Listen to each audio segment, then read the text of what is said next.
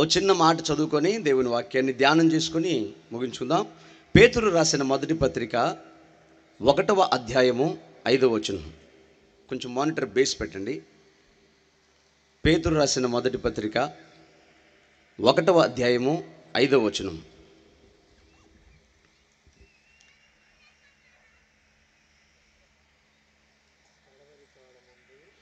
కడవరి కాలమందు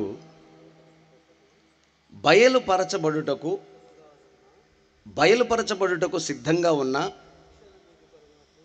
రక్షణ మీకు కలిగేటట్లు విశ్వాసమును బట్టి దేవుని శక్తి చేత కాపాడబడే మీ కొరకు ఆ స్వాస్థ్యము భద్రముగా దాచిపెట్టబడింది. ఒక్కసారి హల్లెలూయా ఏం చెప్పండి. జాగ్రత్తగా వినండి. కడవరి కాలములో ఆయన ప్రేమ చేత పిలువబడిన మీకోసం దేవుడు ఎప్పుడో ఏనాడో ఒక శ్రేష్టమైన స్వాస్థ్యం అంట భద్రం చేసి పెట్టాడంట మీ కొరకు. అంటే మనకంటే ముందే దాచిపెడితే అది భద్రపరచబడినట్టు, మనకంటే ముందు సంపాదించి పెడితే అది దాచిపెట్టబడ్డట్టు, మనకంటే ముందే మన మీద ఫిక్స్డ్ డిపాజిట్ చేస్తే అది మన కొరకు భద్రం చేయబడినట్టు. ఇప్పుడు దేవుడు చెప్తున్న మాట ఏంటంటే ఇది కడవరి కాలం, అందుకే ఈ కడవరి ఉద్యమం. ఈ రాత్రి ఆయన సన్నిధికి చేరిన నీతో దేవుడు ఏం మాట్లాడుతున్నారంటే నీ కొరకు ఆయన రక్షణ అనుభవంతో కూడిన ఒక స్వాస్థ్యం భద్రము చేయబడింది. అది ఈ రాత్రి నీకు అనుగ్రహించబడునుగాక. ఏంటయ్యా స్వాస్థ్యము? రక్షణ ఆనందం. ఏంటయ్యా స్వాస్థ్యము? స్వస్థత. ఏంటయ్యా స్వాస్థ్యము? తృప్తి కలిగిన జీవితం. ఏంటయ్యా స్వాస్థ్యము? సమాధానకరమైన జీవితం. ఏంటయ్యా స్వాస్థ్యము? దేవుణ్ణి కలిగిన ఆనందం. ఏంటయ్యా స్వాస్థ్యము? ఈ లోకంలో ఉన్న డబ్బు, ఐశ్వర్యము, స్థలాలు, పొలాలు, ఉద్యోగాలు, వ్యాపారాలు ఇవ్వలేని మహా ఆనందం. ఆ స్వాస్థ్యం ఈ రాత్రి నా యేసయ్య నీకు అనుగ్రహించునుగాక. ఆమేన్. ఏం దాచిపెట్టావు ప్రభువా మా కొరకు ఈ రాత్రి అని ఆలోచన చేస్తే కడవరి కాలు ప్రజల కొరకు చాలా రోజుల క్రిందట మరుగైన సంగతి యేసయ్య దాచిపెట్టాడు. ఏంటి ఆశీర్వాదం అని చూస్తే బైబిల్లో జాగ్రత్తగా గమనించండి. యేసు ప్రభు పలుమార్లు కొన్ని ఉపమానాలు మాట్లాడతాడు. ఒకసారి ఇశ్రాయేలీలందరూ ఐగుప్తులో నుంచి కనాను దేశానికి వెళ్తూ ఉంటే దేవునికి ఆయాసకరమైన క్రియలు వారి జీవితంలో కనపడ్డాయి. అంటే దేవుడికి కోపం వచ్చే పనులు చేస్తున్నారు వాళ్ళు. దేవుడి మీద సనుగుతున్నారు, దేవుడి మీద గొనుగుతున్నారు, దేవుడి మీద నిందేస్తున్నారు, ఏం దేవుళ్ళే అన్నట్టుగా మాట్లాడుతున్నారు. ఆ సమయంలో దేవుడి హృదయ వేదన పడి ఇలాంటి వాళ్ళని నేను కాపాడుకుంటుంది ఇప్పటిదాకా. ఇన్ని కరోనాలు వచ్చినా, ఇన్ని తెగుళ్ళు వచ్చినా, ఫస్ట్ సెకండ్ వేవులు డెల్టాలు దాటిచ్చి కాపాడింది ఎందుకా? నన్ను సనగడానికి, నన్ను గొనగడానికా? ఎందుకా అని కోపం వచ్చిన దేవుడు ఏం చేశాడంటే ఆ అరణ్యంలో తాపకరమైన సర్పాలను తీసుకొని వస్తే ఆ తాపకరమైన సర్పాల బారిన పడి వందలాది మంది చచ్చిపోవటం మొదలుపెట్టారు. భయంతో మోషే దగ్గర పరిగెత్తి, అయ్యా మేము చచ్చిపోయేటట్టున్నాం, మమ్మల్ని బ్రతికించు, ఏదో ఒకటి చెయ్యి, మన దేవుడు గొప్పోడు కదా. మరి ఇందాక అనొచ్చుగా ఆ మాట. సర్పం రాకముందు ఆ మాట అంటే ఇది రాదు కదా. మరణం రాకముందే ఈ మాట అంటే ఇది ఉండేది కాదు కదా. ముందే దేవునికి స్తుతి చెప్పొచ్చు కదా. ఇప్పుడు చెబుతున్నాడు, మోషే మమ్మల్ని రక్షించు, మమ్మల్ని కాపాడు అన్నప్పుడు దేవుడు మోషేతో ఒక మాట చెప్పాడు. మోషే, ఒక ఇత్తడి సర్పాన్ని తయారు చేసి కర్రకి కట్టి పైకెత్తు. ఎవరు ఆ ఇత్తడి సర్పం వైపు చూస్తారో వారు రక్షణ పొందుతారు అన్నాడు. వాళ్ళు కాపాడబడతారు, వాడు బ్రతుకుతాడు అని చెప్పాడు. మోషే అలాగే చేశాడు. ఇశ్రాయేలీలు ఆ సర్పము వైపు చూసినప్పుడు వారికి నెమ్మది కలిగింది, మరణం తప్పింది. మొదటిది. రెండోది, నినివే పట్టణంలో భయంకరమైన పాపం ఉంది. ఆ పాపాన్ని చూసిన దేవుడు కోప్పడ్డాడు, నినివే పట్టణాన్ని నాశనం చేయాలనుకున్నాడు. కానీ ప్రజలు చనిపోవటం దేవుడికి ఇష్టం కాదు. ప్రజలు నరకానికి వెళ్ళటం దేవునికి ఇష్టం కాదు. మీరు జాగ్రత్తగా వినండి. చాలామంది మనల్ని డైవర్ట్ చేస్తారు. ఇంతమందిని దేవుడు నరకంలో వేస్తాడా? దేవుడికి నరకంలో వేయటం సరదా కాదు, ఇష్టము కాదు, బాధతో కూడిన వ్యవహారం అది. మరి ఆ పట్టణాన్ని నాశనం చేస్తానన్నాడు. నాశనం అవ్వకుండా ఉండాలంటే ఏం చేయాలో దేవుడికి తెలుసు. అందుకే యోనాను పంపాడు. యోనాను పంపితే యోనా దేవుడి మీద తిరుగుబాటు చేశాడు. నేను చెప్తే వాళ్ళు వింటారు, నువ్వు మరల వాళ్ళని క్షమిస్తావు, నా ప్రవచనం తప్పైద్ది, నా వాక్యం తప్పైద్ది, నేను తప్పుడు ప్రవక్తను అవుతాను, అందుకని నేను వెళ్ళనన్నాడు. వేరే పడవ ఎక్కాడు. ఈ సంగతులు మీలో చాలామందికి తెలుసు. వెంటనే ఆ పడవలో అల్లకల్లోలం అయిపోయింది. ఆ పడవలో ఉన్నటువంటి ప్రజలు యోనాను తీసుకెళ్ళి నీళ్ళలో వేశారు. నీళ్ళలో పడ్డ యోనా ఒక తిమింగలం కడుపులోకి వెళ్ళిపోయాడు. నీళ్ళలో పడ్డ వెంటనే ఒక భారీ తిమింగలం వచ్చి యోనాను మింగేసింది. యోనా ఆ పెద్ద తిమింగలం గర్భంలోకి వెళ్ళి ఆ భయంకరమైన పాచి నాచు చుట్టుకొని, మనకి ఏమేమి జరిగిందో చేప కడుపులో ఏముంటుంది మీకు తెలుసు కదా. ఆ చెత్తలో ఉండి ప్రార్థన చేస్తాడు, అయ్యా కనికరించయ్యా, పొరపాటు జరిగిందయ్యా. 3వ దినమున ఆ చేప యోనాను నినివే పట్టణపు ఒడ్డున కక్కేసింది. యేసు ప్రభు బ్రతుకుని దినముల్లో ప్రజలతో చెప్తాడు, మోషే ఇత్తడి సర్పం ఎలాగ ఎత్తాడో మనుష్య కుమారుడు అలాగే నశించి పోతున్న వారి కొరకు కొయ్య కాలు పైన ఎత్తబడతాడు. యోన ఎలాగైతే తిమింగలం గర్భంలో 3 దినములు ఉన్నాడో మనుష్య కుమారుడు అలాగే మరణమై భూగర్భంలో 3 రోజులు ఉంటాడు.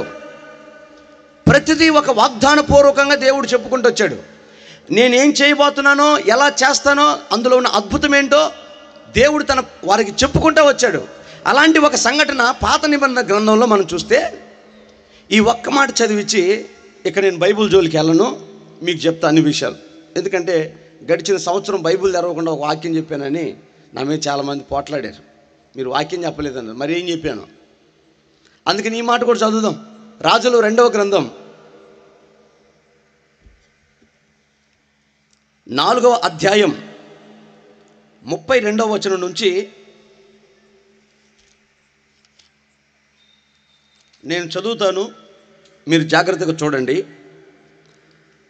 ఎలీషా ఆ ఇంటొచ్చి బాలుడు మరణమై ఉండి తన మంచం మీద పెట్టబడి ఉన్నట్టు చూసి తానే లోపలికి పోయి వారిద్దరే లోపల ఉండగా తలుపు వేసి యెహోవాకు ప్రార్థన చేసి మంచం మీద ఎక్కి బిడ్డ మీద తన్ను చాచుకొని తన నోరు వారి నోటి మీదను, తన కళ్ళు వాని కండ్ల మీదను, తన చేతులు వాని చేతుల మీదను ఉంచి బిడ్డ మీద పొడుగుగా పండుకొనగా ఆ బిడ్డ ఒంటికి వెట్ట పుట్టెను.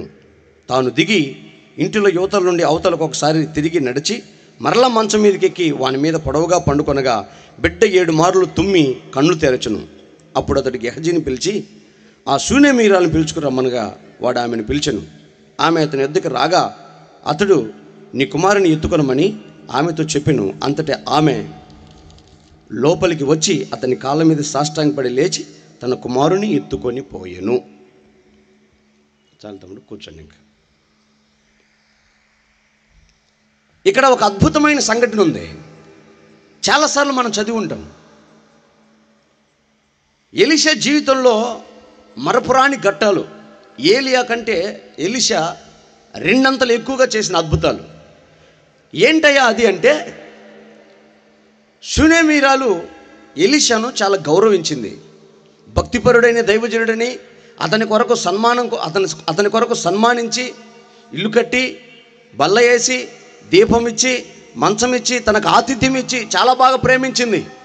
అలాంటి ప్రేమ కలిగిన ఆ ఇంట్లో ఆమెకి సంతానం లేనప్పుడు ఈయన ప్రార్థన చేస్తే ఓ చక్కటి మగబిడ్డ పుట్టాడు. అంతవరకు బాగానే ఉంది.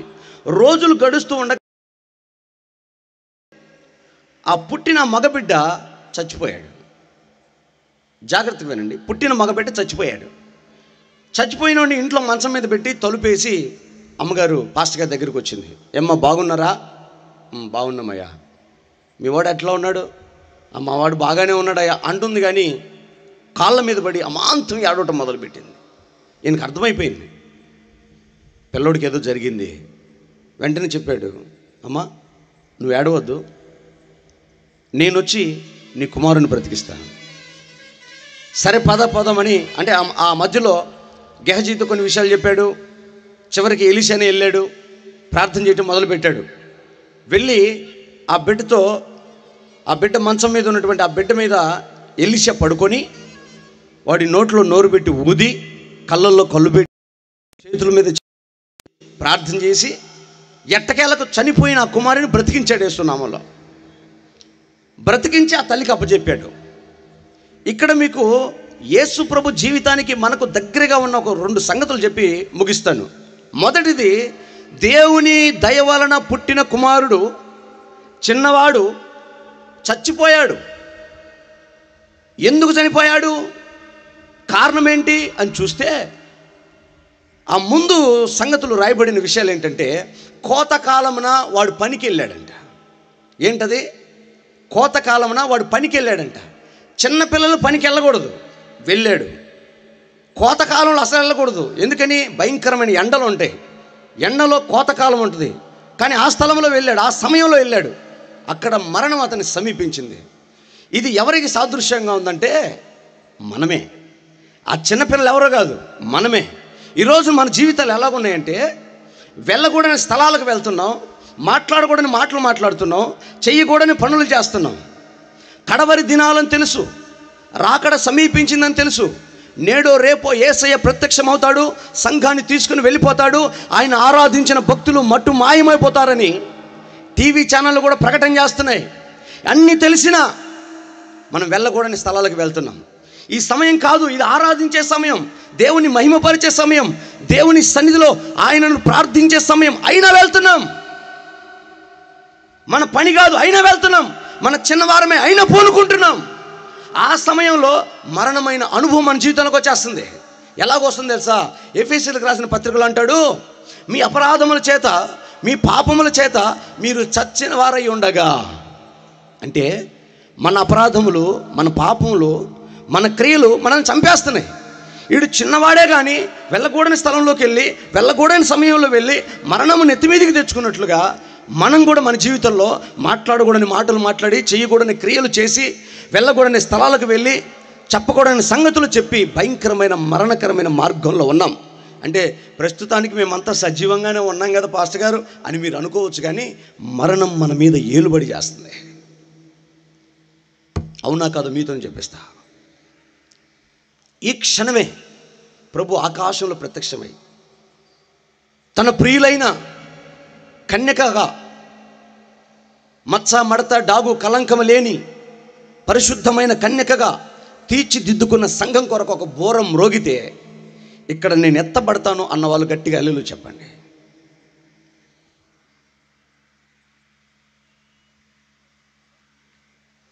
చివరికి మా అయ్యగారులు కూడా చెప్పలేదు మరి ఏందో, అలవాట్లు మర్చిపోయారో లేదు మేము పిల్లలం కదా పెద్దవాళ్ళం అనుకున్నారు తెలియదు. కానీ అంటే ఒక్కరికి కూడా నిశ్చయత లేదా? ప్రభు వస్తే నేను వెళ్ళిపోతానని ఆ నిశ్చయత లేదా? లేదు. అంటే మరణమే నీ మీద ఉంది, జీవము లేదో. నువ్వు పొందిన బాప్తిస్మం ఏమైంది? నువ్వు పొందిన రక్షణ ఏమైంది? చేసిన ప్రార్థన ఏమైంది? ఇచ్చిన కానుకలు ఎట్టిపోయినాయి? చేసిన ఆరాధనలు ఏమైనాయి? నీ భక్తి, నీ ప్రయాస, నీ పరిచర్య ఏయి? పాపం మింగేసిందా? ఆ నిశ్చయత రాకుండా చేసిందా? ఎందుకని ఇలా అయిపోయావు? ఆలోచన చేసుకో. వెళ్ళకూడని స్థలాలకు వెళ్తున్నావేమో, మాట్లాడకూడని మాటలు మాట్లాడుతున్నావేమో, చెయ్యకూడని పనులు చేస్తున్నావేమో. స్తుతించాల్సిన ఈ పెదవులు, ఆహ్వానించాల్సిన ఈ హృదయం అనే తలుపులు, వేరొక దాన్ని ఆహ్వానించి, వేరొకటి మాట్లాడి, వేరొక దాన్ని నువ్వు హృదయంలోకి తీసుకొని పాపానికి నీ జీవితంలో చోటిస్తున్నావేమో. మరణం నీ మీదకి రాకముందే, మరణకరమైన పడకల మీదకి నువ్వు వెళ్ళకముందే ఒక తీర్మానం చేసుకో. మరలా నిన్ను బ్రతికించడానికి ఎలీషా లేడు, మరలా నిన్ను కాపాడడానికి గెహజీలు లేరు, నీ కొరకు ప్రార్థన చేయడానికి తల్లులు లేరు. నువ్వు ఒంటరివే, నువ్వు ఒక్కడివే, నువ్వు ఒక్కదానివే. నిన్ను పలకరించి, పరామర్శించి, ప్రేమించి, ఆతిథ్యం ఇచ్చి, నీ గాయాన్ని కట్టి, నీకు ద్రాక్షరసం ఇచ్చి, నిన్ను అభిషేకించి, నిన్ను క్రీస్తులోకి నడిపించగలిగిన ప్రేమ కలిగిన వ్యక్తులని మనం ఏనాడో కోల్పోయాం. ఇప్పుడు ననంత నాటకం, ఇప్పుడు చూస్తేదంతా అబద్ధం, కనపడేదంతా మోసం, వినపడేదంతా అన్యాయం, అక్రమం. నువ్వు అనుకుంటున్నావు ఇంకా ఎవరో నిన్ను ప్రేమిస్తారు, నీకేదో చేస్తారని. అబద్ధం, జాగ్రత్త. ఈ లోక సంబంధమైన జీవన వ్యాపారాల్లో, నటనలో చిక్కుకొని మరణాన్ని మీకు తెచ్చుకోవద్దు. ఎందుకని మాట చెప్తున్నానంటే, ఈ రాత్రి మరణపు ముళ్ళును విరిచిన వాడు మన మధ్యలో సంచరిస్తున్నాడు. ఆయన పేరు నజరేయుడైన యేసు. హల్లెలూయా. ఒకవేళ ఇప్పుడు ఇక్కడ ఎవరైనా ఏ పాపము చేతనైనా, ఏ అపరాధము చేతనైనా, ఏ క్రియల చేతనైనా చచ్చిన వారై ఉంటే ఈ రాత్రి నిశ్చయముగా నా దేవుడు నిన్ను బ్రతికించును గాక. ఆమేన్. అంటే చెయ్యకూడని స్థలాలకి, వెళ్ళకూడని స్థలాలకి, అనకూడని మాటల వైపు మనం వెళ్ళకూడదు. అది మనల్ని చంపేస్తుంది. దేవుడు ఆదిలో మనిషిని సృష్టించినప్పుడు మట్టితో మనిషిని చేసి వాని నాసిక రంధ్రాల్లో జీవాత్మను ఊదాడు. ఆ జీవాత్మ ఎప్పుడైతే మట్టి లోపలికి వెళ్ళిందో మట్టి కదలడం మొదలుపెట్టింది. యేసు రక్తం ఇచ్చి మట్టి మాట్లాడడం మొదలుపెట్టింది. మట్టి అందంగా మారిపోయింది. మట్టి అపురూపమైంది, దేవుని స్వరూపమైంది. ఎప్పుడు? దేవుని జీవాత్మ లోపలికి వెళ్ళినప్పుడు. దేవుడు అన్నాడు, నీ మీద మరణము ఏలుబడి చేయదు, యుగ యుగాలు నువ్వు సజీవంగా ఉంటావు అన్నాడు. ఆమేన్. మరణం లేదు. ఏ విషసర్పం నిన్నేం చేయలేదు. వయసు భేదము నిన్నేమీ చేయలేదు. వృద్ధాప్యం రాదు. నీకు మరణం లేదు. ఏ సింహము నోట్లో నువ్వు చిక్కుకోనవు. ఎందుకంటే సమస్తము నీ పాదాల కింద ఉన్నాయి. మనిషిని చేసి సమస్త అధికారం ఇచ్చి మానవుడి కాళ్ళ కింద పెడితే మానవుడు దేవతా స్వరూపయ్యాడు, దైవమయ్యాడు. ఎంతగా అంటే సింహం ఆ పక్క వస్తుంది అంటుంది, కానీ ఆదాము దగ్గర కూడా రాట్లా. బోన్లో ఉన్న దానియేలు దగ్గరికి అయినా వచ్చి ముద్దు చూసింది కానీ నోరు తెరవట్లా. ఎందుకని? దానియేలుతో దేవుడు ఉన్నాడు. షడ్రక్ మేషక్ అబేద్నెగోలతో ఉన్నట్టుగా దానియేలుతో దేవుడు ఉన్నాడు. అందుకే మూతి చూసింది కానీ ఏమి చేయలేకపోయింది. కానీ ఆదాము సమీపంలో కూడా రాలా. అక్కడ వెళ్తుంటే దాని పేరు సింహం అన్నాడు. అంతే. ఆదాము మహిమకి క్రూర జంతువులు కూడా దూరంగా వెళ్ళిపోయి అంతగా ఉన్న ఆదాము దేవుని ఒక ఆజ్ఞ, దేవుని ఒక మాట, ఇదిగో ఈ చెట్ల ఫలములన్నిటిని మీరు తినొచ్చు, కానీ ఆ చెట్టు ఫలములు మాత్రం మీరు తినకూడదు. ఏం ప్రభా, ఆ చెట్టు ఏమైనా లావుగా ఉంటుందా? దానికి ఏమైనా జీవం ఎక్కువ ఉంటుందా? లేకపోతే ఆ ఫలానికి ఏమైనా మధురం ఎక్కువ ఉంటుందా? అబ్బే, అదేం లేదు. ఈ చెట్టులాగే ఆ చెట్టు ఉంటుంది. జస్ట్ ఇది నా ఆజ్ఞ, మీరు తినకూడదు అంతే. ఇవన్నీ తినొచ్చు, అదొక్కటి తినకూడదు అన్నాడు. ఆదాముకు చెప్పిన రిస్ట్రిక్షన్, ఆదాముకు పెట్టిన ఆజ్ఞ, ఆదాముకు పెట్టిన నియమం. ఎన్ని సంవత్సరాలు ఆధ్యాత్మికంగా మహిమ కలిగిన జీవితంలో బతికాడో తెలియదు, కానీ ఒకానొక రోజున అటువైపు వెళ్ళకూడదంటే, ఆ పండు తినకూడదంటే, ఆ పండు వైపు చూడొద్దని చెప్తే ఆదాము వాళ్ళిద్దరు ఆ దారిలోకి పోయారు. చూసింది, ఆకర్షించింది, కోసింది, తిన్నది. తిన్న దూరుకుందా? నాతో పాటు మా ఆయన కూడా పోవాలి నరకానికి అని చెప్పి తీసుకొచ్చి ఆయనకి పెట్టింది. మరి దేవుడు చెప్పినాడు, అరే దేవుడు తినొద్దన్నాడు కదా అమ్మాయి, ఏ రోజు ఒక ముద్ద అన్నం పెట్టలేదు, ఇవ్వాలేందే తీసుకొని చేతిలో పెడుతున్నావు. ఏమండే అవ్వా, రోజు నీ పండు నువ్వు కోసుకొని తింటావు కదా, మరి ఈ రోజు ఏంటి స్పెషల్గా ఈ పండు నా చేతికి ఇచ్చి తినమంటున్నావు? కొంపదీసి ఆ చెట్టుదేమని కోసావా అని ఆదాము అడగలేకపోయాడు. ఎందుకంటే ప్రేమ, కనికరం. తినేశాడు. మరణం ఆదాముకు వచ్చేసింది. సరిగ్గా 1000 సంవత్సరాలు కూడా బతకలేకపోయాడు. అంటే 900 సంవత్సరాలు బతికాడు కదా పాస్టర్ గారు. అంటే దేవుని వాక్యంలో రాయబడిన మాట ఏంటంటే, ఒక్క దినము దేవుని దృష్టికి 1000 దినములతో సమానం. అంటే ఆదాము ఎన్ని రోజులు బతికాడు? ఒక్కరోజు కూడా బతకలా, చచ్చిపోయాడు. 900 ఏళ్ళకే తన జీవితాన్ని ముగించాడు. నిజానికి యుగాలు బ్రతకాల్సిన మనం 30 ఏళ్ళకే ముగిస్తున్నాం, 25 ఏళ్ళకే ముగిస్తున్నాం, 15 ఏళ్ళకే ముగిస్తున్నాం, 40 ఏళ్ళకే ముగిస్తున్నాం. పసిపిల్లలు బ్యాగు తెలుసుకొని బడికి పోయే వయసు కూడా రాకముందే భర్తలు కాటికి కాలు చాపి వెళ్ళిపోతున్నారు, యవ్వన భార్యలను విధవరాలను చేసి. ఎందుకు ఈ మరణం మనిషి జీవితంలోకి వస్తుంది? వెళ్ళకూడని స్థలాలకు వెళ్తున్నావు, మాట్లాడకూడని మాటలు మాట్లాడుతున్నావు, చెయ్యకూడని పాపం చేస్తున్నావు. తల్లికి, చెల్లికి, అక్కకి, వదినకి భేదం తెలియట్లో ఒక్కొక్కడికి. మందు తాగొద్దురా అంటే దాని మీదకి పోతాడు. ఒకడు అంటాడు 250 రూపాయలు చేసావు, అసలు నేను ఎవడు తాగమన్నాడు? 350 చేసావు, 500 చేసావు. నేను ముఖ్యమంత్రి అయితే ఒక్క మందు బాటిల్ లచ్చా, ఇంకా తాగండి చూద్దాం. నిన్ను ఎవరు తాగమన్నారయ్యా? అదేమన్నా ఆరోగ్యానికి మంచిదా? దాని మీద రాసి ఉంటుంది కదా, ఆరోగ్యానికి హానికరమని, కిడ్నీలు పాడైపోతాయని దాని మీద రాసి ఉంది కదా. ఎందుకు తాగుతున్నావు? తాగకూడదని ఎందుకు తాగుతున్నావు? తాగడమే తప్పు అయితే మళ్ళీ తాగొద్దని చెప్పి నేను ప్రశ్నిస్తున్నావు. జాగ్రత్త దేవుని బిడ్డ. పాపం నీ జీవితంలోకి ఎట్లా వస్తుందో తెలుసా? చూడకూడని వాటిని చూస్తున్నావు, మాట్లాడకూడని మాట్లాడుతున్నావు, తలంచకూడని హృదయంలో తలస్తున్నావు. వెంటనే మరణం నిన్ను సమీపిస్తుంది. ఆధ్యాత్మికంగా చచ్చిపోతున్నావు, ఆశీర్వాదకరంగా చచ్చిపోతున్నావు. ఇక ఆ మరణం నీలో ఉన్నప్పుడు బండి మీద పోతానే ఉంటావు కానీ బతుకు బాగోదు. కారులోనే పోతూ ఉంటావు కానీ హృదయంలో సంతోషం ఉండదు.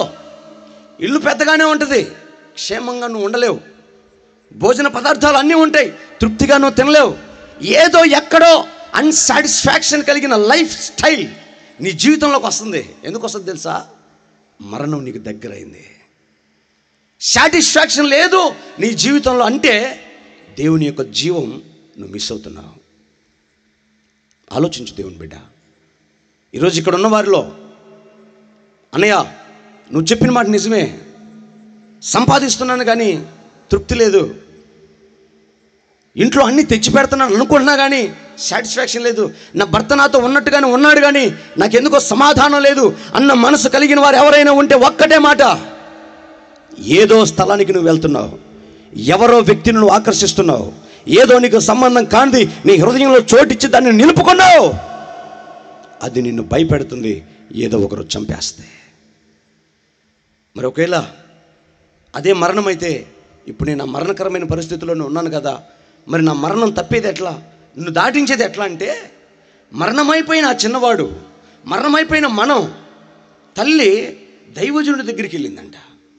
వెళ్ళి దైవజనుడి కాళ్ళు పట్టుకొని అడుగుతుంది, అయ్యా దేవుడు నన్ను ప్రేమించి నాకు ఇచ్చిన కుమారుడు మరణమైపోయాడయ్యా. కన్నీళ్ళు విడుస్తూ ఉంది. వాడిని బ్రతికించమని అడగట్లా, నేను ఎందుకు పోగొట్టుకున్నానా, ఒకవేళ నా నిర్లక్ష్యం వల్ల నా కుమారుడు చనిపోయాడేమో నా తల్లి అడిగితే, దైవజనుడు ఆ దండాన్ని చేతబట్టుకొని ఆ ఇంట్లోకి వెళ్ళాడండి. ఇంట్లోకి వెళ్ళి ఆ పిల్లోడి మీద పడుకున్నాడు. ఆలోచించండి, ఎలీషా తన బ్రతుకు దినముల్లో ఒక 70 సంవత్సరాలు 80 సంవత్సరాలు బతికాడు అనుకుందాం. 40 ఏళ్ళకి ఆ పిల్లోడు పుట్టాడు అనుకో, 60 ఏళ్ళకి ఆ పిల్లోడు వయసు ఎంత ఉంటుంది? 20 ఏళ్ళు ఉంటాయి. 55 ఏళ్ళకి 15 ఏళ్ళు ఉంటాయి. అంటే 15 సంవత్సరాల పిల్లోడు మంచం మీద పడుకొని ఉంటే, ఎలీషా కళ్ళు ఆ పిల్లోడు కళ్ళల్లో ఉన్నాయి, ఎలీషా నోరు ఆ పిల్లోడు నోట్లో ఉంది, ఎలీషా చేతులు ఆ పిల్లోడు చేతిలో ఉన్నాయని దేవుని వాక్యంలో ఉంది. ఎట్లా సాధ్యమైందండి?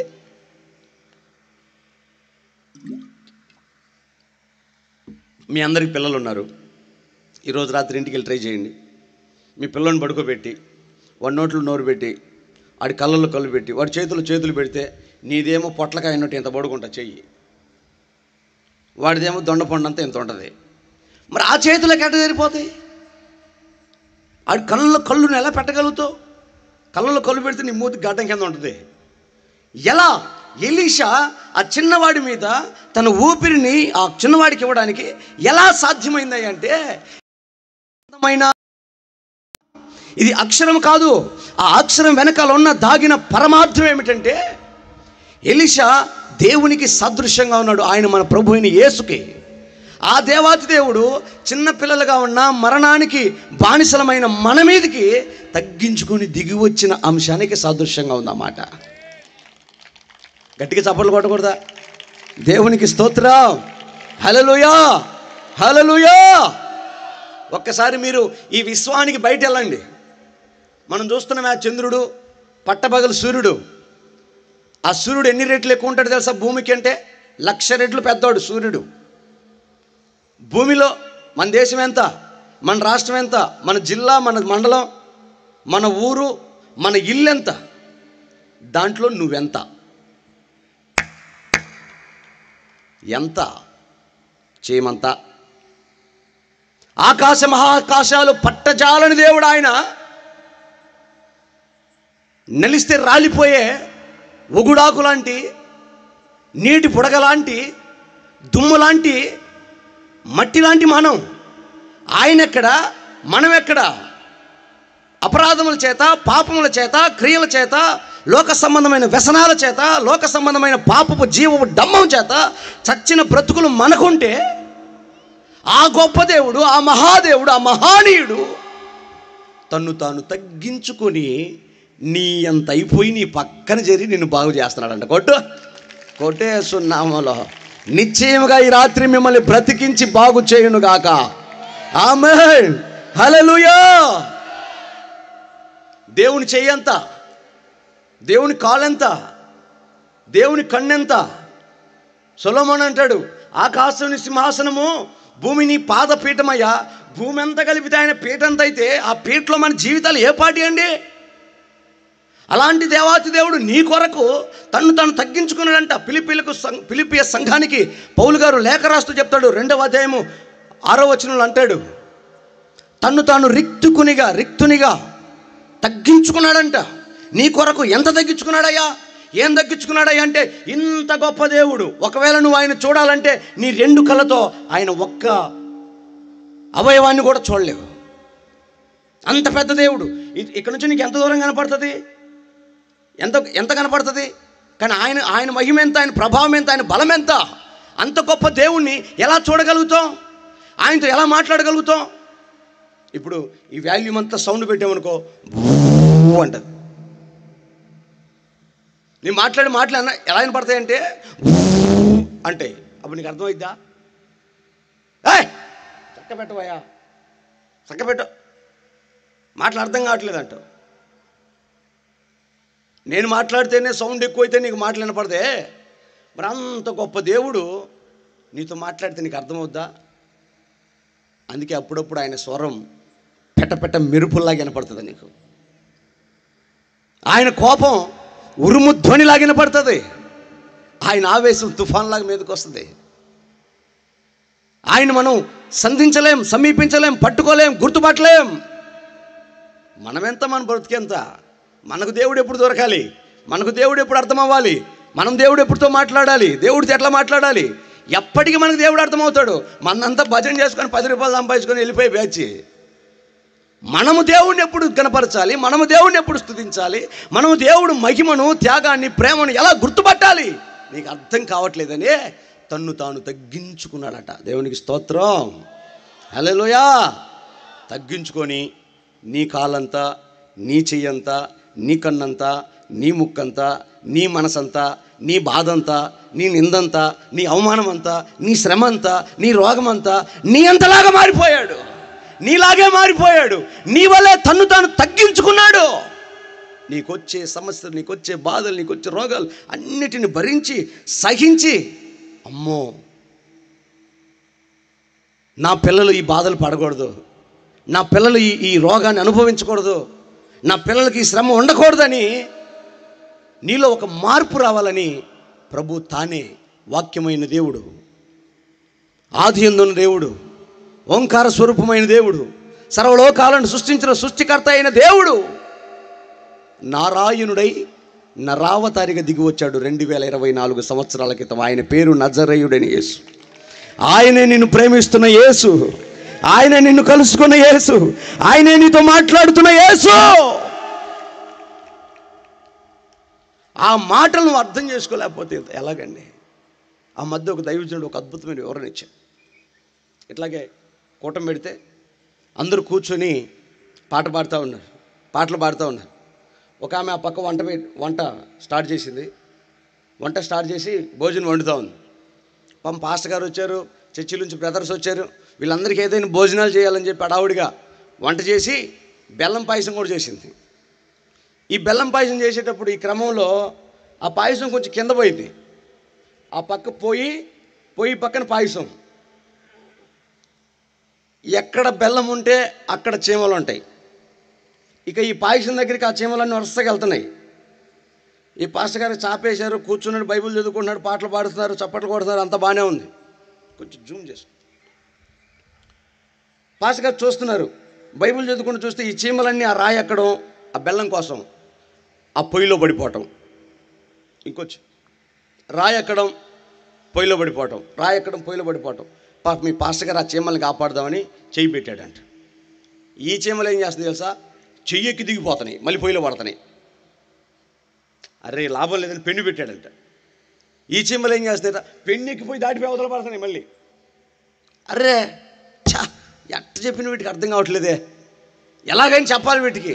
ఏం చేద్దాం, చెయ్యి పెట్టిన ఆగట్లే, కాలు పెట్టిన ఆగట్లే, పెన్ను పెట్టిన ఆగట్లే, ఏం అడ్డు పెట్టిన ఆగట్లా. మనం ఆగుతాం చెప్పండి? హలో, బండి 100 మీద పోతున్నాం అనుకో, స్పీడ్ బ్రేకర్ వేస్తాం, ఆగుతామా? దడేలు ముందు దూకెత్తాం. మనమే ఆగం. అయ్యింది కాదు. ఎలాగైనా వాటికి చెప్పాలి. ఆలోచిస్తే, ప్రభా ఈ చీమలకి అగ్నిలో పడతారా లోపలికి వెళ్తే, ఆగండి రా అని చెప్పాలయ్యా. ఎలా చెప్పాలి? నువ్వు కూడా చీమైతే అప్పుడు చీమలాగా ఎదురుపడ్డావు అనుకో, రెండింటి మాట్లాడుకుంటాయి. ఏంటి ఎక్కడికే, ఆ పక్క నిప్పులు ఉన్నాయి, అటు పోమాక. అవునా, వెనక్కి తిరుగుతుంది, ఇటు వెళ్ళిపోతాయి. చెప్పేవాడెవడు? ఈ మనిషి చెప్తే అవి అర్థం చేసుకోలేవు. మనిషి ఆటంకపడితే ఆటంకపడే కాదు, మరి చెప్పేవాడెవడు? చెప్పగలిగినోడు ఇంకొక చీమాయి ఉండాలా. దేవుడు మాట్లాడితే అర్థం చేసుకునేది ఎలాగా? చిన్న ఉదాహరణ చెప్తా. తల్లి గర్భంలో వేసినాడు సమూయేలు. పాపం అంటే తెలీదు, లోకం అంటే తెలీదు, అబద్ధం అంటే తెలీదు, అన్యాయం అంటే తెలీదు. పసిపిల్లవాడు పాలు విడిచిన మరుక్షణమే, బహుశా నా కొడుకు సంవత్సరానికి ఇడిచాడు, నీ కొడుకు 2 ఏళ్ళు, మొండోడైతే 3 ఏళ్ళు, ఆ తర్వాత ఇడవలసిందేగా. 3 ఏళ్ళకి ఏలియాను చూసి సాగిలపడి నమస్కారం చేసేస్తే భక్తిమంతుడు అయ్యాడంట. ఎంత నేర్పిందో ఆ తల్లి, మహానుభావురాలు హన్న. ఆమెకు వందనాలు చెప్పాలి యేసునామంలో. మనోళ్ళు కొట్టరు, నేర్పరుగా. ఏమ్మా నేర్పింటే పోనీ ఆమె నీకు నచ్చుంటే, అబ్బాబ్బలే నేర్పింది అక్కని వందనాలు చెప్పేది. నువ్వు నేర్పిన వాళ్ళు చూసి తట్టుకోలేవు. నువ్వు పాడేవాళ్ళని చూసి తట్టుకోలేవు. నువ్వు చేసేవాళ్ళని చూసి తట్టుకోలేవు. మరి ఎంత నేర్పిందో తీసుకెళ్ళి మందిరంలో వదిలేసింది. వెంటనే మమ్మీకి బాయ్ చదువుతున్నాడు. Bye mummy. మరి ఏడవంటరా, ఇక మళ్ళీ నేను నీ దగ్గర రాను. లేదు, నేను దేవుడి కొరకు, నేను దేవుని సన్నిధిలో ఉంటాను, నాకు అవసరం లేదు నువ్వు అన్నాడు. 3 ఏళ్ల పిల్లోడు. చరిత్రకు, ప్రకృతికి వికృతంగా తన జీవిత శైలి కనబడుతుంది. సరే వచ్చాడు, మందిరంలో ఉన్నాడు. పసి పిల్లోడండి, దేవుడు తప్ప వేరొకటి తెలియదండి. మందిరంలో పడుకుంటే సమూయేలు అన్నాడు దేవుడు. సమూయేలు అనగానే టకా లేచి పాస్టర్ గారి దగ్గరికి, సార్ పిలిచారా? నేను పిలవలేదురా నిన్ను, పోయి పడుకోపో. మళ్ళీ పడుకున్నాడు. సమూయేల్ మళ్ళా పరిగెడుతున్నాడు. సార్ పిలిచారా అయ్యా? నేను పిలవలేదురా నిన్ను, పడుకోపో. మాట్లాడుతుంది ఎవరు? దేవుడు. వింటుంది ఎవరు? మనిషి.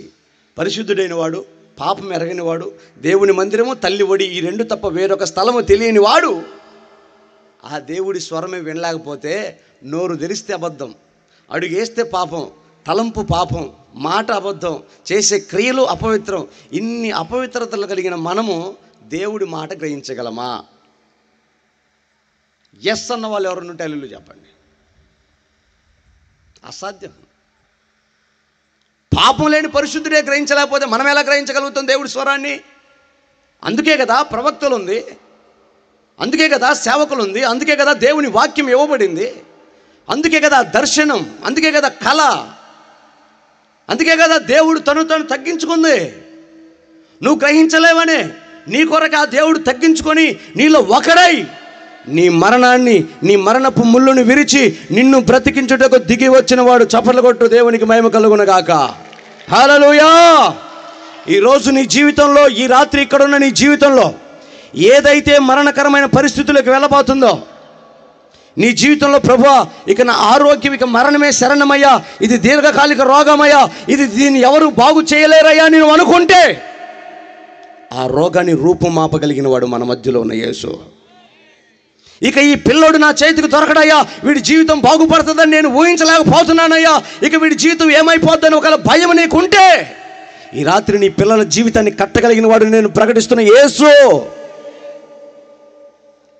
నువ్వు చేసే పనిలో కానీ, నీ ప్రయత్నంలో కానీ, నీ ఉద్యోగంలో కానీ, నీ వ్యాపారంలో కానీ కలిసి రాలేదని, ముందుకు వెళ్ళలేకపోతున్నాని, ఇక ఈ జీవితం ఇక్కడితో ఆగిపోతుందని నిరాశ నిస్పృహల మధ్యలో నువ్వు ఉంటే, ఈ రాత్రి అంటున్నాడు నా యేసయ్య, నీ మరణకరమైన సమస్యను మరలా జీవింపజేస్తాను.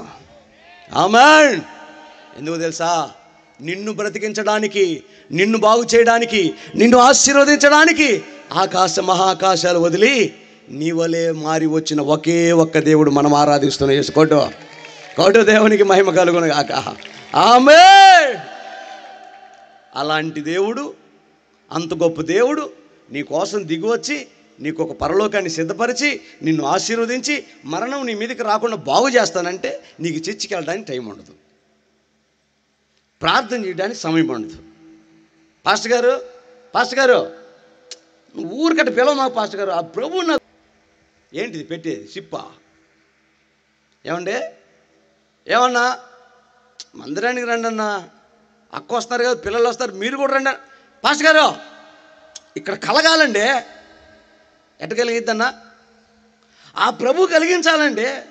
ఈ కూటం పెట్టింది అందుకేనన్న, కలుగుతే అల్లు చెప్పు కోటుగాడిగా. ఈ కూటం పెట్టింది నా యేసయ్య నిన్ను కదిలించడానికే, నిన్ను బ్రతికించడానికే.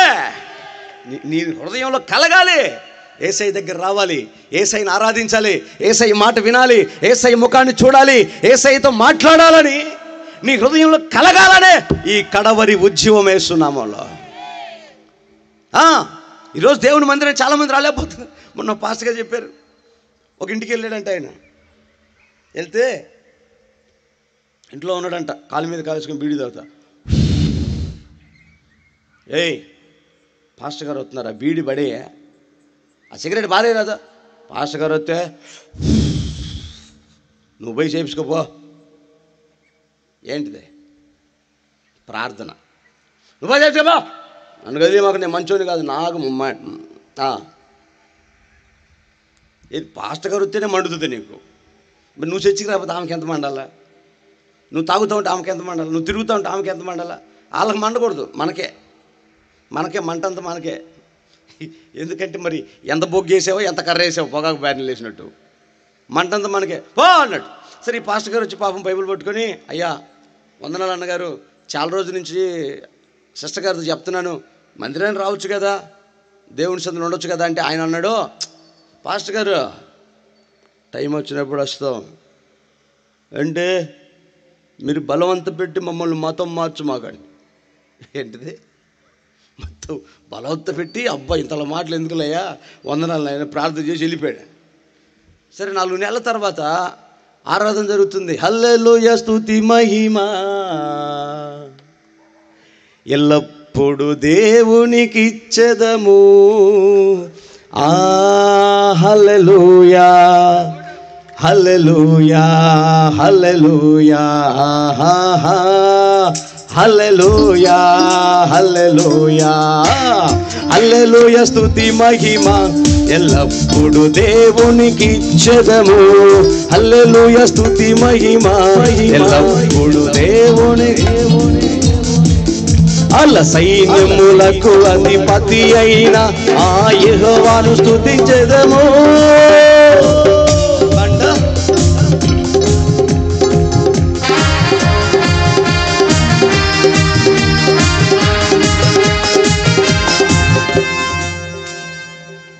ఇట్లాగే ఉద్యోగం ఉంది. ఇంత ఉద్యోగంలో పాస్టర్ గారు కన్ను కలక్కనింది. ఏంది అని చూస్తే ఇటు 3 పట్టుకొని ఇటు వస్తున్నాడు ఒకడు. ఈ పాట పోయింది. ఇక ఎవరైనా ఈ పాట పోయి ఆరాధన ఆపి, ఇంకా ఆరాధనలో నడిపింపు రావట్లే పాస్టర్ గారికి. పాపం ఎవడో చూసినట్టుంది, ఈడ్చుకుంటూ వస్తున్నాడని. ఇట్లాగే పెద్ద చర్చ్ అంటే ఆయన వెనకాల కూర్చున్నాడంట. సరే ఎవరైతే లే వచ్చాడు కదా మందిరానికి, వాక్యం వింటాడు అని చెప్పి చక్కగా వాక్యం చెప్పి ఆరాధన అయిపోయి ఆమెనన్నాడు, అందరికీ ప్రార్థన చేశాడు. పాపం ఒక్కళ్ళు ఇడ్చుకుంటూ వచ్చాడుగా, అందరికంటే ముందు రాలేకపోయాడు. అన్నీ బాగున్నప్పుడేమో బ్యాంది షాపుకి ముందు పోయాడు, అన్నీ బాగున్నప్పుడేమో సినిమాకు ముందు పోయాడు, అన్నీ బాగున్నప్పుడేమో వ్యర్థమైన స్థలాలకి పోకూడని పొలాలకు పోయాడు. ఇప్పుడు మొత్తం స్ట్రక్ అయిపోయినాయి. అందుకని చివరిలో వచ్చాడు, చివరిలో కూర్చున్నాడు, చివరిలో ప్రార్థన చేసుకొని వచ్చాడు.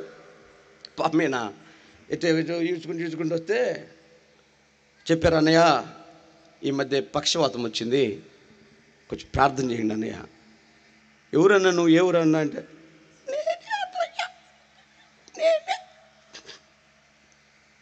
అన్నా నువ్వన్నా ఆ దౌర్భాగ్యము స్థితి ఎందుకు తెచ్చుకున్నారు నాయన? ప్రభు పిలిచినప్పుడు వస్తే బాగుండదుగా, ఆయన పెట్టాలన్నయ్యా, ఇక్కడ పెట్టాలా, ఇప్పుడు పెట్టాడుగా. బాగా పెట్టాడా? ఇంకరా ఇప్పుడు రా. ఆయన పెడితే ఎట్టే ఉంటుంది, మేము పెట్టామనుకో భద్రంగా ఉంటుంది. ఆయన జోలికి వెళ్ళొద్దు. అందుకే దేవుని చేతిలో పడటం బహుభయంకరం. ప్రేమగా పిలిచినప్పుడు, ప్రేమగా మాట్లాడినప్పుడు, సువార్త చెప్పినప్పుడు, యేసు రక్షకుడు అని ప్రకటించినప్పుడు ఇది మతమని ఎవరు చెప్పారు? బలవంతంగా ఎవరు రమ్మని చెప్పారు? నిన్ను బలవంతంగా దించేదేవాడు, రుద్దేడేవాడు. పసిపిల్లడికి పాలు పెట్టలేం, ఒక గొర్రెకు నీళ్లు దాపలేం. బరినట్టున్నావు, నిన్ను ఆడరా మతం మార్చేది? నిన్నెట్ట మారుతాం మతం? బలవంతం మత మార్పిడి ఎక్కడి నుంచి వచ్చింది? ఎవరు చేశారు? ఈ ఉద్యమం నీలో రావాలి, సునామోలో మార్పు నీలో మొదలవ్వాలి. బానిస బ్రతుకు చావాలి, ఉద్యమంగా నువ్వు బ్రతకాలి. క్రీస్తు యేసులోంచి రావాలి మార్పు. అందుకు దేవుడు మనిషి అయ్యాడు. నారాయణుడు అంటే అర్థం అది, నరావతారం అంటే అర్థం అది. ఆత్మస్వరూపి అయిన దేవుడు. దేవుడు ఆత్మ కనుక ఆయన ఎవరు చూడరు, చూడలేరు, చూడబోరు. మరి ఈయనెవరు? ఆ ఆత్మ అయిన దేవుడు శరీరాన్ని ధరించుకున్నాడంట. యోహాను సువార్త 1 ఈ మాట ఉంటుంది. ఆదియందు వాక్యము ఉండెను, వాక్యము దేవుడు అయినను, ఆ వాక్యము దేవుని యొద్ద ఉండెను, ఆ వాక్యమే శరీరధారి అయి కృపా సత్య సంపూర్ణుడిగా మన మధ్యలోకి దిగి వచ్చెను. ఆ వాక్యానికి, ఆ శరీరానికి ధరించిన ఆ శరీరమే నజరేయుడైన యేసు. ఆమేన్. ఆయన మన మధ్యలోకి వచ్చి మనకి ఈ రక్షణ ఇచ్చి మిమ్మల్ని మరలా తీసుకుని పోతాను రా, మీ కొరకు ఒక పట్టణాన్ని కట్టబోతున్నాను, పరలోకంలో స్థలం సిద్ధపరిచాను, రాబోతున్నానని విషయం వివరంగా చెప్పి నా బోటోలోకి చెప్పాడు. కొండెబ్బు చెప్పురా, పన్నూరు పోయి చెప్పు, పెరిదేపల్లి చెప్పు, అనకర్లపూడి పోయి చెప్పు, తాటాకుల పాలనలో చెప్పు, కామేపల్లిలో చెప్పు, దాసిరెడ్డి పాలనలో చెప్పు, ఊరంతా చాటించు, సర్వలోకానికి సువార్త ప్రకటించు. ప్రకటించు ప్రకటించు నా త్యాగం, నా ప్రేమ, నా విలువ తెలియజేయి. ఎవరైనా చెప్పకపోతే ఎలా తెలుసుకుంటారు? ఇలాంటి మీటింగ్లు పెట్టకపోతే మీకు ఎలా అర్థమవుతుంది దేవుని ప్రేమ? ఎట్లా గుర్తుపడతారు దేవుని త్యాగం? ఆయన సిలువలో మరణించింది, అది ఒక మరణం కాదండి, ఒక యాగం. నీ కొరకు దేవుడు చేసిన త్యాగం అది. నువ్వు రక్షణ పొందాలని, నువ్వు పరలోక రాజ్యం రావాలని, నువ్వు నరకానికి వెళ్ళకూడదని దేవుని ప్రణాళిక. అంతే. మరణము నీ ఎదుట ఉంది, జీవము నీ ఎదుట ఉంది. ఎక్కడికి వస్తావో నీ ఇష్టం. జీవం కావాలా, మరణం కావాలా? ఆలోచన చేసుకో. ఈరోజు చాలామంది దేవుని దగ్గర రమ్మంటే 2 కారణాలతో వాళ్ళు దేవుని దగ్గరికి రారండి. నేను ముగిస్తున్నాను. 2 కారణాలతో రారు. ఒకటి, ఈ లోకాన్ని అనుభవించటం మిస్ అయిపోతుందేమో యేసయ్య దగ్గరికి వస్తే అని ఆగిపోతారు. రెండోది, వారి స్వనీతి. మాంట్రస్లో డిలే ఆపు. స్వనీతి అంటే అర్థం ఏంటంటే, నేనేం పాపం చేశా, నేను ఎవరినైనా ఏమైనా ఇబ్బంది పెట్టానా, నేను ఎవరినైనా గాయపరిచానా, ఎవడిళ్ళని దోచుకున్నానా, నాకేం తక్కువైంది, నేను ఇప్పుడు బాగానే ఉన్నాగా, మాకు కూడా చాలామంది ఉన్నారుగా, మేము కూడా భక్తి చేస్తున్నాగా అని చాలామంది అనుకుంటారు. రేపు చెప్తా ఆ సృష్టికర్త అంటే ఎవరో, నీకు సహాయం ఎందుకు చేస్తాడో ఏంటో, ఆయన ఎందుకు సృష్టికర్త అయ్యాడో రేపు చెప్తా. ఈ స్వనీతి గురించి కూడా రేపు ఇంకొంచెం చాలా సంగతులు ఉన్నాయి, రేపు మాట్లాడుకుందాం. తన స్వనీతిని ఆధారం చేసుకొని యేసయ్య దగ్గర రాడు. అంటే ఎట్లా ఉంటుందంటే, వాళ్ళది లోకం కావాలి, లోక సంపద కావాలి, లోక నాగరికత కావాలి, లోక ఫ్యాషన్ కావాలి, లోకమంతా నెత్తినేసుకొని తిరగాలి. రాజకీయ నాయకులు చేసినట్టు, సినిమా యాక్టర్లు చేసినట్టు చినిగిపోయిన చొక్కాలు, చినిగిపోయిన ప్యాంట్లు వేసుకొని తిరగాలి, వాళ్ళలాగే విచిత్రమైన కట్టింగులు చేసుకొని తిరగాలి. అదేమి సంసారం నాకు అర్థం కావట్లా. ఎవడైనా కత్తిరించి 100 రూపాయలు ఇచ్చి శుభ్రంగా చేయించుకుంటాడు పెరిగిందని. కోడి పుంజుకున్నట్టు ఉంటుంది ఒకడికి.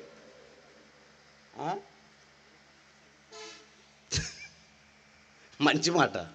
100 రూపాయలు ఇచ్చి పూర్తి కటింగ్ చేయించుకోడు, సగం కటింగే. ఇది అసంపూర్ణుడు, సగం కట్టింగే. అదేం సోకు అర్థం కావట్లేదు. ఆ లోక సంబంధమైన ఆ ఫ్యాషన్ నెత్తినేసుకోవాలంటే చర్చికి రాకూడదు. ఎందుకంటే చర్చిలో నా బోటోళ్ళు ఉంటాడు, ఇది తప్పు అని చెప్తారు, ఇది పాపం అంటాడు, ఇది అన్యాయం అంటాడు, ఇది అక్రమం అంటాడు, ఇట్లయితే పరలోక రాజ్యానికి రావంటాడు.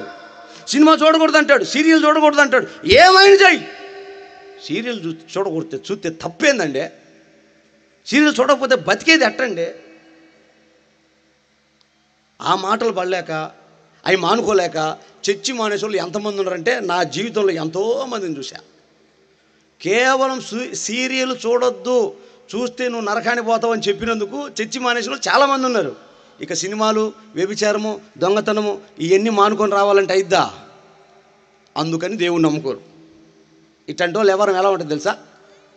ఆ మధ్య కర్నూలులో వరద వచ్చింది. వరద వస్తే ఆ వరదలో మొత్తం ఇల్లులన్నీ మునిగిపోయి నీళ్ళలో మొత్తం కొట్టుకొచ్చేస్తాయి. దుప్పట్లు, బొంతలు, టీవీలు, ఫ్రిడ్జులు, బీరువాలు నీళ్ళలో తేలేడుతూ వస్తున్నాయి. ఆ ఒడ్డమని నిలబడారే, మన పేదరికాన్ని చూసి దేవుడు మంచి అవకాశం ఇచ్చాడు రా, దిగండ్రా, దొరికినాయి లాక్కొని రా అని ఒకడు దూకాడంట. దూకాని వాడికి ఇంత పెద్ద బీరువా దొరికింది. పట్టుకున్నాడు, రే తాడియండ్రా తాడేసుకున్నాడు, లాక్కొచ్చుకున్నాడు. అమ్మ నాకు బీరువా దొరికింది, దీన్ని పగలు కొడితే డబ్బులు ఉంటాయో, బంగారం ఉంటుందో, ఏముంటుందో, పట్టు చీరలు ఉంటాయో, సోత్రం అనుకొని బీరువా లాక్కొచ్చుకున్నాడు. ఈ పక్కనోడు కడుపు మండిపోతుంది, వీడికే దొరకాలా, నాకు దొరకపోద్దా చూస్తున్నాడు ఒకడు. ఏయ్ ఇప్పుడు నువ్వు దూకే కదా, ఈసారి నేను దూకాడు ఒకడు. వాడికి మంచిది బలమైన దొరికింది. ఏందురంటే ఫిజు. రే తాడు అండి రా, ఎందుకు దొరికింది, నాకు కూడా వేసుకుని వచ్చాడు. ఫిజు దొరికింది. అబ్బా ఫిజు దొరికిందే, పోయిందిలే. ఇంకొకటి దూకాడు, వాడికి ఈసారి మంచి టీవీ దొరికిందంట. ఇక పైన ఉన్న 4వ వాడికి ఒళ్ళు సిరసిర పడుతుంది. ముగ్గురు దూకారు, ముగ్గురు తెచ్చుకున్నారు. ఇప్పుడు నా పరిస్థితి ఏందని అల్లా నుంచి నల్లగా మూట వేసుకొని తల ఒకటి వస్తుంది. వాడు అనుకుంటున్నాడు ఎవడో మొత్తం పట్టు చీరలని మూట కట్టేసినట్టున్నాడు, దీన్ని ఎట్టయిన దొరికించుకొని ఎగ్గురు దూకాడంట. తాడేండ్రా అని దూకి పట్టుకొని తాడేండ్రా అంటున్నాడు, మునుగుతున్నాడు లేస్తున్నాడు, తాడేండ్రా అంటాడు, మునుగుతున్నాడు లేస్తున్నాడు. ఇక ఎంతసేపటికి తాడేత్తడు పట్టుకోవట్లా, అరుస్తున్నాడు కానీ అర్థం కావట్లా. రే రారా పోతావు, కొట్టుకొని పోతావు రారా అంటే ఆడంటాడంట, ఒరే దాన్ని వదిలేసి చాలా కాలం అయిందిరా నేను, అదే నన్ను పట్టుకుందిరా, నన్ను వదిలిపెట్టట్లేదురా, అది ఇంతకేం పట్టుకున్నావురా? ఆ వానకి తడిసిన ఎలుగుబంటి ఒకటి, దానికి చెట్లు ఎక్కడం, కొండలు ఎక్కడం, పొట్టలు ఎక్కడం వచ్చు, కానీ నీళ్ళల్లో ఈదటం రాదు. అది మునుగుతా లేత దాన్ని పట్టుకున్నాడు పోయాడు. వదలరా అంటారు వీళ్ళు, నేను ఎప్పుడో వదిలేనరా, అదే నన్ను పట్టుకుందిరా. ఈరోజు లోకాన్ని సంపాదించుకోవాలనుకున్నాడు ఆలోచన ఎలుగుబంటి పట్టుకున్నట్టే ఉంటుంది. ఈ ఒక్కటే చూద్దాం అంటాడు, ఈ ఒక్కసారి చేద్దాం అంటాడు, ఈ ఒక్కసారితో బాని అంటాడు. ఎట్లా పోతే రేపు పెడతారు బెట్టింగ్లు, ఇంట్లో తాలిబొట్లు తాకట్టు పెడతారు, అదొక పాపం. స్థలాలు పొలాలు పెడతారు, అదొక శాపం. నీ కష్టార్జితాన్ని వ్యర్థపరుచుకుంటాడు ఈ లోకాన్ని ఆశించి, అది వదలదు నిన్ను.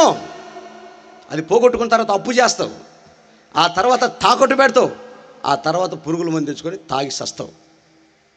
లోకాన్ని సంపాదించుకోవాలని పరిగెడుతున్నావో దేవుని కుమారుడా, అది నిన్ను వదలదు. దేవుడు పిలిచినప్పుడే నీవే వదిలేసి యేసయ్య చెంతకు రా. నా దేవుడు నిశ్చయంగా నిన్ను ఆశీర్వదించబోతున్నాడు. హల్లెలూయా. ఆ మధ్య దైవజనులు లేసన్న గారు అంటూ ఉండేవాడు, ఓ మనిషికి సువార్త చెప్పాడంట, ఆడు రక్షణ పొందాడు. అన్నా నా ప్రాణ స్నేహితుడు ఒకడు ఉన్నాడన్నా, ఆడికి కూడా చెప్పాలన్నా, తీసుకురాపరా వాడిని కూడా మార్చుదాం, దేవుడి గురించి చెప్దాం, మంచి మాటలు చెప్దాం, మారు మనసు వస్తుందని ఆడికి పోయి చెప్పాడంట. వీడి పేరు పుల్లారావు, వాడి పేరు సుబ్బారావు.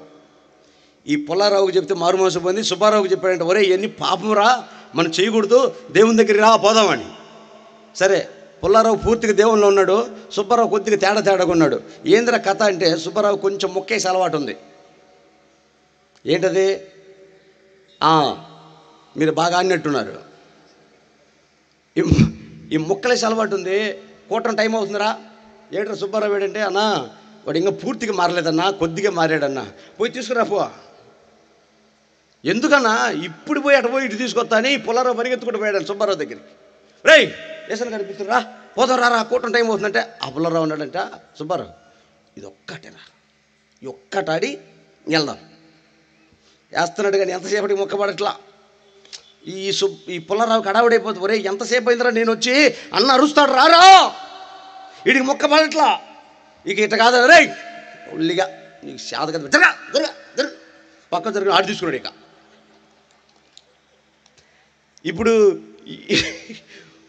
వచ్చేవాడు పోయినోడు కూడా ఇరుక్కుపోయాడు దాంట్లో. ఈ ఒక్కటే అంటే నిన్ను బంధిస్తుంది, అది నిన్ను దోచుకుంటుంది. ఇంకా చెప్పాలంటే చాలా సంగతులు ఉన్నాయి. లోకంలోకి వెళ్తే నీ స్వనీతిని ఆధారం చేసుకుంటే, నేను చేసేది నిజమే, నేను చేసేది సత్యమే, నాలో లోపం లేదు, ఎవరికి కనబడదు అనుకుంటే మొన్న చెప్పాను బిడ్డలారా, నువ్వు అక్కడే అనుకుంటావు పిల్లి పాలు తాగే విధానంలో నువ్వు ఉంటావు. పిల్లి కళ్ళు మూసుకొని చీకటి అయిపోద్దా, ఇక నన్ను ఎవరు చూడట్లేదు కదా అని గబ గబ గబ పాలు తాగేస్తుంటుందంట. అది కళ్ళు మూసుకుంటే మరి బయట వాళ్ళ సంగతి ఏంది? నీకు నువ్వు గుసగుసలాడితే సెల్లు సిగ్నల్ అంతా రికార్డ్ అవదా? ఏమండే అవదా? మరి రికార్డులు బయటకు వస్తున్నాయిగా. మరి ఎవరు చేశారంటావు? వాడు చేయలేదు, నువ్వు చేయలేదు, మరి ఎవరు చేశారు?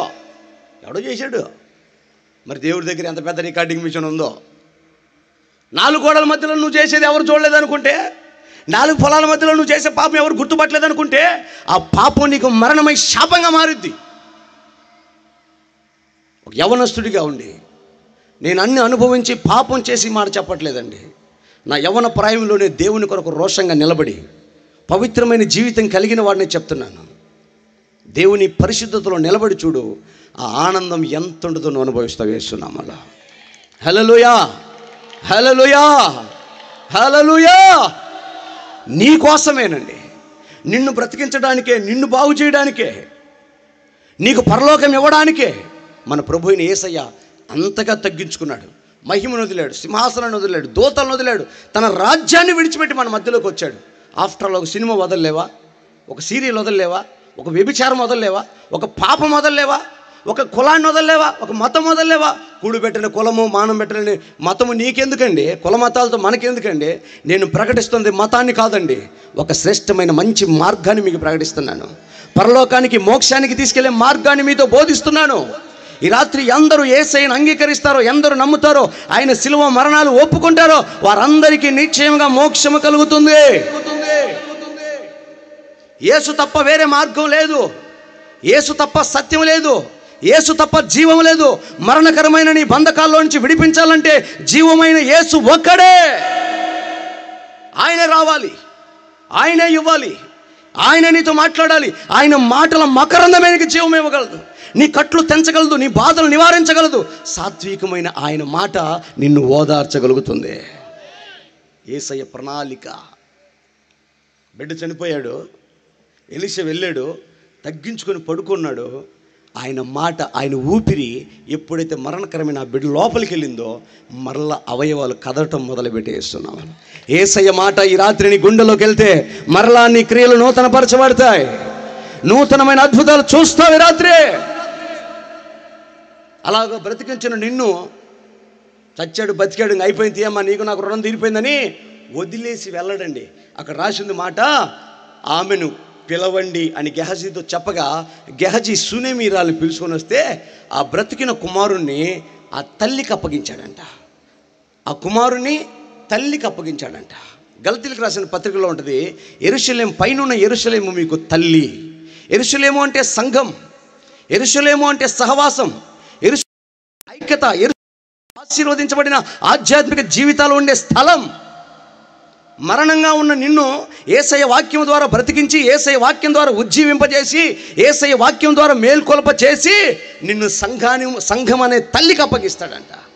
దైవజనుడు ఆ తల్లిలాగా నిన్ను ప్రేమించి, తల్లిలాగా నిన్ను పోషించి మరలా యేసయ్య దగ్గర తీసుకెళ్తాడు. చప్పట్లు కొట్టు గట్టిగా, దేవునికి స్తోత్రం కలుగును గాక.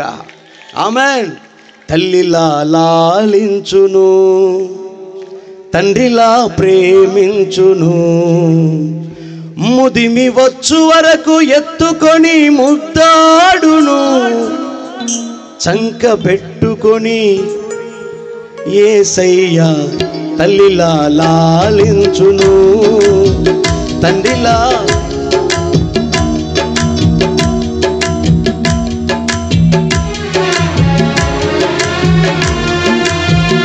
ముదిమి వచ్చు వరకు ఎత్తుకొని ముద్దాడును, యేసయ్య తల్లిలా లాలించును, తండ్రిలా ప్రేమించును. Thank you. దైవజనుడు అంటే ఎవరు అనుకున్నారు తెలుసా? నిన్ను తల్లిలాగా ప్రేమిస్తాడు. మాట కొంచెం కరుగ్గానే ఉంటుంది కానీ ప్రేమ చాలా మృదువుగా ఉంటుంది. అందరి గురించి నాకు తెలియదమ్మా, కొందరి గురించే నాకు తెలిసిన వాళ్ళ గురించి.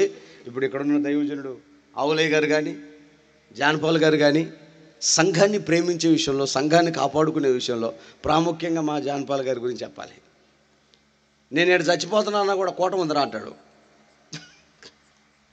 నా పరిస్థితి అయిపోతుంది, ఇక్కడ ఏదో శరీరంలో తేడా ఉంది, ఎక్కడెక్కడ తీసుకెళ్ళి చూపినట్టు నా కోట ముందరా, ఇప్పుడు నేను రాలేను అంటాడు.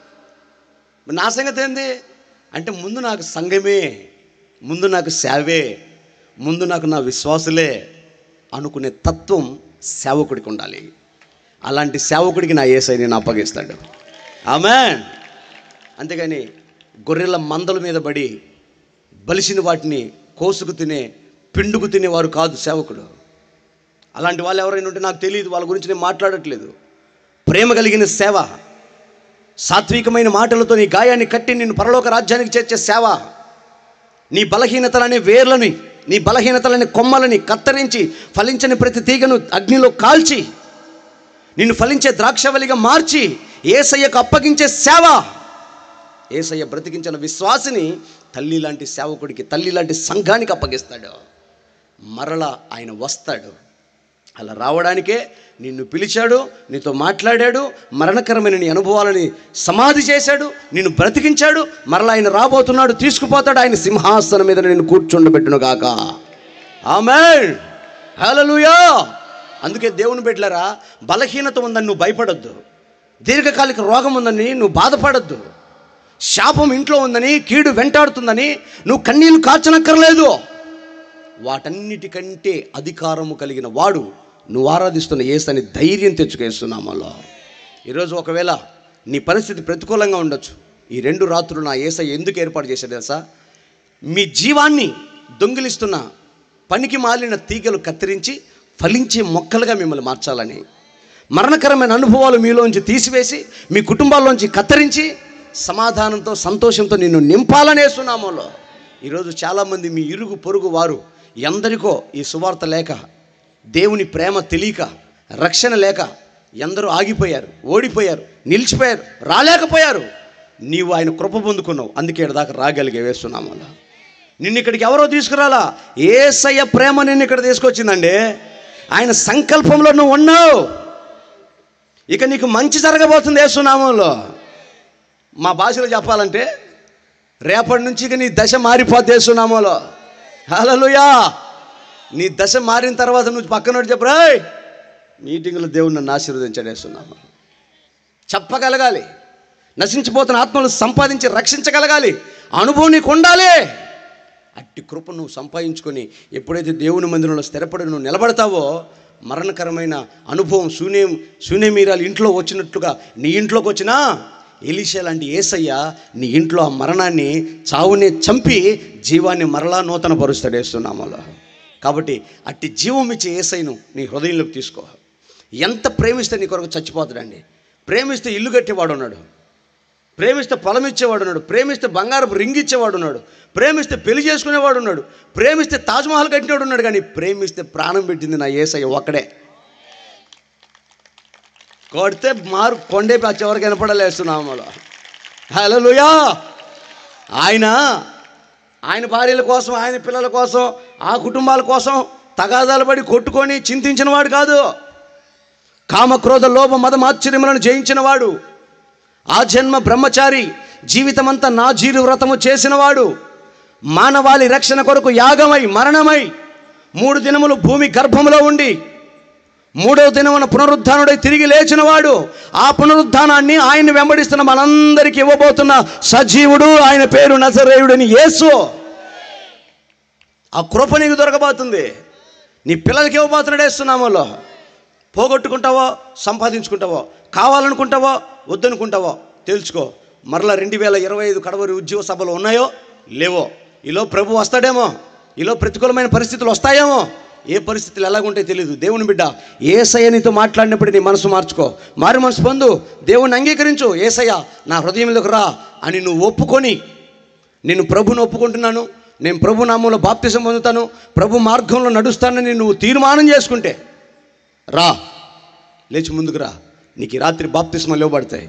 నిన్ను తల్లి లాంటి సేవకుడు, తల్లి లాంటి సంఘంలో చేర్చబడతావు. నువ్వు దేవుని కౌగిల్లోకి ఎత్తబడతావు. ఒక రోజున మరణపు బంధకాలు తెగుతాయి యేసునామములో నీ ముందు. అలాంటి జీవితం ఆశించిన వారు మోకరించండి, తీర్మానం చేసుకోండి. చేతులు ఆకాశం వైపు ఎత్తండి. మోకరించగలిగిన వాళ్ళు మోకరించండి, చేతులు ఎత్తగలిగిన వారు చేతులు ఎత్తండి, నిలబడగలవారు నిలబడండి.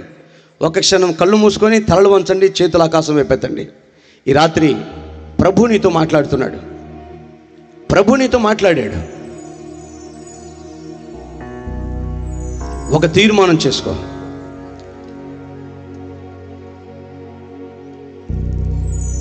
దేవుడే ప్రేమించి ఈ స్థలానికి నిన్ను తీసుకుని వచ్చాడు. దేవుని బిడ్డ, ఒకవేళ ఇంతకాలం నీ జీవితంలో మరణం ఉందేమో, శాపం ఉందేమో, కీడే ఉందేమో, ఒక తీర్మానం చేద్దాం.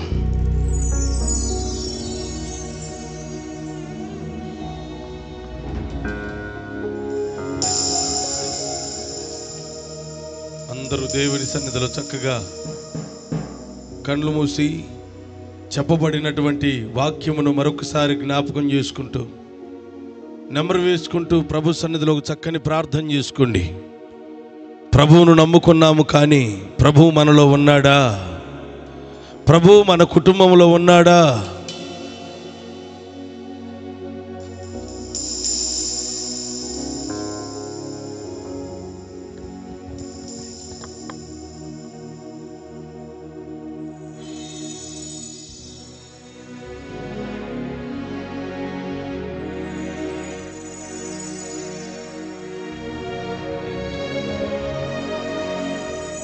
ఆయన నీ కుటుంబంలో, నీ జీవితంలో ఉంటే మరణము నిరర్థకమవుతుంది, జీవము నీలో ప్రారంభమవుతుంది, నీ జీవితం ఆశీర్వాదకరముగా మార్చబడుతుంది. ఈ రాత్రి దైవజనులు మరుగు చేసుకుని ప్రభు నీతో, నాతో, మనతో సూటిగా మాట్లాడుతూ వచ్చారు. ప్రియులారా, పేరుకు మాత్రమే క్రైస్తవులుగా ఉండకూడదు.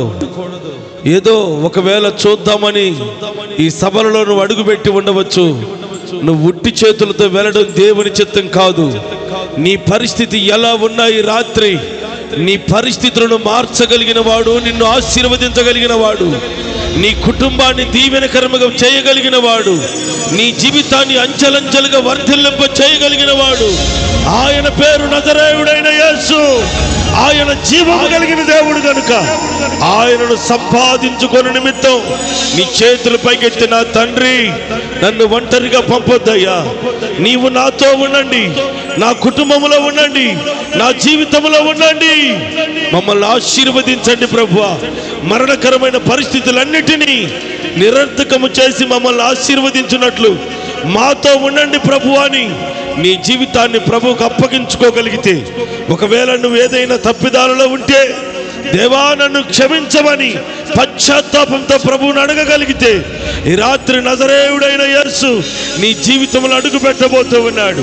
నీ పరిస్థితులు బాగు చేయబోతూ ఉన్నాడు. నీ కుటుంబాన్ని నిన్ను ఆశీర్వదించబోతూ ఉన్నాడు. రబాల షందరి కరబగతురా రిబన దురబలమా షైరిబాందరి కలరబకరబగతురబగతురా. మనసారా ప్రభు సన్నిధిలో ప్రార్థన చేసుకుందాం. అందరూ మనసారా ప్రార్థన చేసుకుందాం. తండ్రి, మీకు స్తోత్రం చెల్లిస్తున్నాము నాయన. ఇంతవరకు మీ దీనదాసులు నిలవబెట్టుకొని ప్రభా కూడి వచ్చిన ప్రతి ఒక్కొక్కరితోనూ, అలాగే మైకు యంత్రం ద్వారా వింటున్న ప్రజలతోనూ, ఈ లైవ్ ద్వారా ఎంతమంది అయితే వీక్షిస్తూ మీ మాటలు విన్నారు, ప్రతి ఒక్కొక్కరితో మా అందరితో మీరు మాట్లాడినందుకై స్తోత్రం చెల్లిస్తున్నాం. మీ మాట జీవం కలిగినది, మీ వాక్కు శక్తి కలిగినది. ఈ జీవం ఎవరిలోకైతే ప్రవేశిస్తుందో వారు నిత్య జీవమును పొందుతారని, ఆశీర్వాదకరముగా బ్రతుకుతారని మీరు మాట్లాడిన ప్రతి మాట కొరకై స్తోత్రం చెల్లిస్తూ ఉన్నాం. నా తండ్రి, మీ మాటలు వినినటువంటి ప్రజలు తండ్రి మాతో మీరు ఉండండి, జీవాధిపతివైన నీవు మాలో ఉండండి అని ఎందరైతే ప్రభువా తీర్మానంతో ప్రార్థిస్తున్నారో వారందరి జీవితాల్లో మీరు అడుగు పెట్టండి అయ్యా. ఇంతవరకు మరణకరమైన పరిస్థితులు ఏవైతే ఉన్నాయో ప్రతి సమస్యను నజరేయుడైన యేసు నామములో ఖండిస్తూ ఉన్నాం. ప్రతి శోధనలన్నీ దూరపరచండి, పరిస్థితులన్నీ చక్కపరచండి, ఆశీర్వాదకరముగా మార్చండి, ప్రతి కుటుంబాన్ని దీవించండి ప్రభువా. మీ సన్నిధులు ఎత్తి పట్టుకోమని ప్రార్థన చేస్తూ ఉన్నాను. ప్రతి బిడ్డను తండ్రి మీరు ఆశీర్వదించమని ప్రార్థిస్తూ ఉన్నాను. అన్ని విషయాలలో మేలు చేయండి అయ్యా. ఏ ఒక్కరు ఉట్టి చేతులతో వెళ్ళకూడదు నాయన. ఘనమైన ఆశీర్వాదాలు పొందుకుందురుగాక. ఘనకార్యములు చేయమని ప్రార్థిస్తున్నాను. ఏ శోధనలు సమస్యల చేత అడుగు పెట్టారో ప్రతి సమస్యలు, శోధనలు, ప్రతి కష్టం యేసు నామమున తొలగిపోవును గాక. గొప్ప దీవెనల చేత ప్రతి బిడ్డను నింపి మీరే మహిమ పొందమని నాయన హృదయపూర్వకముగా వారి గుప్పిళ్ళు విప్పబోతూ ఉండగా ప్రతి బిడ్డను మీరు ఆశీర్వదించండి నా తండ్రి. వారి ఆర్థిక ఇబ్బందులు తొలగించండి. వారు చేస్తున్న ఉద్యోగ వ్యాపార చేతి పనులను అంచెలంచెలుగా వృద్ధి చేయండి. మీరు మహిమ పొందమని ప్రార్థిస్తున్నాను. ఇంతవరకు మీ దీనదాసుని మీ పక్షముగా నిలబెట్టుకొని వాడుకున్నందుకు స్తోత్రం నాయన. ఎందరైతే ఇంకా మారు మనసు పొంది బాప్తిస్మాలు పొందాలని ఆశిస్తూ ఉన్నారో నిశ్చయముగా వారందరూ దీవించబడుదురుగాక, ఆశీర్వదించబడుదురుగాక, కృపను పొందుకుందురుగాక. అనేకులను లేవనెత్తి ఒక నూతనమైన ఆశీర్వాదపు మార్గంలోనికి మీ ప్రజలను నడిపించమని ప్రార్థన చేస్తున్నామయ్యా. ఇంకా మీ సేవకునికి మంచి ఆరోగ్యం ఇవ్వండి, కృపనివ్వండి, కొలతలేని అభిషేకాన్ని ఇవ్వండి. ఇంకా బలపరిచి వాడుకొని మీరే మహిమ పొందమని ఈ మొదటి రాత్రి సభను ఇంత ఆశీర్వాదకరంగా జరిగిస్తూ వచ్చినందుకు స్తోత్రాలు చెల్లిస్తూ మహిమ, ఘనత, ప్రభావాలు మీ నామానికి ఆరోపిస్తూ నజరేయుడైన యేసు పరిశుద్ధ నామంలో ప్రార్థించి అడిగి వేడుకుంటున్నాము మా పరమ తండ్రి. గట్టిగా చెప్తాం ఆమేన్. హల్లెలూయా.